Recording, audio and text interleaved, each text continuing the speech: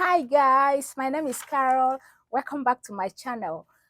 After I shared my videos about how I met my husband and married him in 8 days, and then how I lost my virginity to him, some people asked me questions because I had shared my videos on TikTok, on Facebook, on YouTube, and on Instagram. So they asked me some questions. So today I'm here to answer all your questions.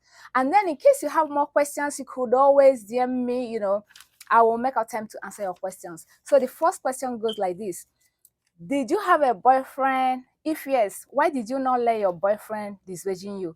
Okay, when I was in high school, I never had a boyfriend. I had I was going to school from home, and my dad, my dad has been a big disciplinarian. So you wouldn't even dare. So I didn't even try it. I didn't even think about it. So when I now got to the university, just a jam bites, back in Nigeria, it's not like here where you do your SAT and then you get admission. But back in Nigeria, oh, you try jump, like most times they cut you off. Like you have to try jump like 1 2 3 times before you even get through. And sometimes the universities you wanted to go to, I mean your first choices, you will even be able to make it, then you end up like picking your second or third, like so what happened when I got into the university when I was 21 years old. So then when I got there, I had decided not to have any boyfriend. I said I was going there to concentrate on my studies, and I didn't want any distraction. So I had this my childhood friend. The sister went to the same school, but then I had met him through his sister. So he was like, we're like childhood friends because we grew up together, like back in Nigeria, like somewhere, like I don't even remember the name, but we grew up together. So like it was like a kind of reunion. So he will come, then we'll hang out, like get some drink or something, then I'll come back to my hostel. So he'll go back to his school because he was in a different college then. So one day he was like, "Oh, Carol, would you like to be my friend?" I mean my girlfriend. I said, "Oh my god." So I didn't even know what to answer because I was always introducing him as my childhood friend and stuff. So that's how we started going out. So at one point, boys will be boys. He was like, Carol, I will need you to prove your love to me.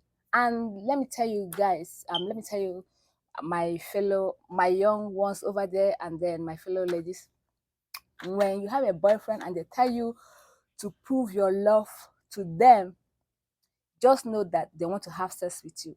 There are no two ways about it. Because I mean, you give them gifts, you do this, you do every other thing, but they still need you to prove your love. So that's when they start looking for your body.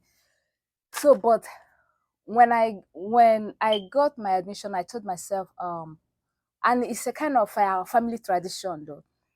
So I promised myself I was gonna preserve myself until marriage. I said I was gonna preserve my virginity until marriage, because when you're not sleeping around, you like, I know my period sometimes it will be irregular. You don't even have to worry about, um I missed my period. What happened? Could could I be pregnant or something? You missed your period. You keep it going. Then whenever the period is ready, the period can come. So it gave me a kind of peace of mind. So I said, like, it didn't make sense, like I just believed in preservation. I wanted to just preserve myself until marriage. So that was what I explained to my guy. I said, please, I would just like to abstain from sex until marriage. So he understood with me, like uh, I really respect him till today for that. So he accepted me the way I was. So we kept going out, like my first year, second year, third year. Then I think it was my final year that he finally, left the country. So, and then, I concentrated fully on my studies. So, and I kept praying to God, even though there were times I had big temptations, like, but it was only God that delivered me, because I told God, please, I promise to keep myself until marriage. Please come and fight for me. So, and God always fought for me, and God has been fighting for me. There was this incident that happened one day. It was my, that was my roommate. She was my roommate and my friend. I trusted her so well. So she had this uncle that would come to the hostel to visit us, and after that they will, chat outside, and then the uncle will leave. So one particular day, the uncle came to the hostel to visit us. I mean, to visit her. So she told me that her uncle would like to take us to the restaurant. So, and that was on a Friday. So, and then, going into weekend. So I was like, okay. She said, oh, the uncle, I should come with them. So I said, okay. I wasn't, innocently, I joined them. So when we go to the restaurant, when he pulled up, that place was kind of really strange. Like, it looked like a private restaurant or private something. Like, I didn't see a lot of people around. So we went in, but because being she was my roommate, and then all along this has been her uncle. So we went in and sat down. We made ourselves comfortable. So then he said, what would you guys like to eat? I said, no. Then my friend said, fried rice with chicken. Oh, but back then, fried rice and chicken was our best. So I said fried rice and chicken too. So after a couple of minutes, they served us fried rice and chicken. Then I looked around in that place. It was only us in there. Then I saw a curtain like at the back. So I think because I'm not that kind, I'm not really I don't go out a lot. The highest place I will go to would be like Mr. Biggs. Mr. Biggs was like, McDonald's. So just, so, but everything like that looks strange. I was still saying, okay, well, she's my friend. Then, I really trusted her. So the after they served us after the waitress served us the thing, then the uncle was like, would you guys want ice cream? I said, yeah, yeah, yeah, because I used to love ice cream. So she said, okay. She called my friend. Okay, take this way, go out there, order ice cream for you and your friend. Then they asked me the flavor. I said vanilla, and then she said vanilla too. So she went out. Do you know, 30 minutes later, my friend wasn't back. So I was wondering what kind of ice cream was she ordering? Or did she like travel to another place to order the ice cream?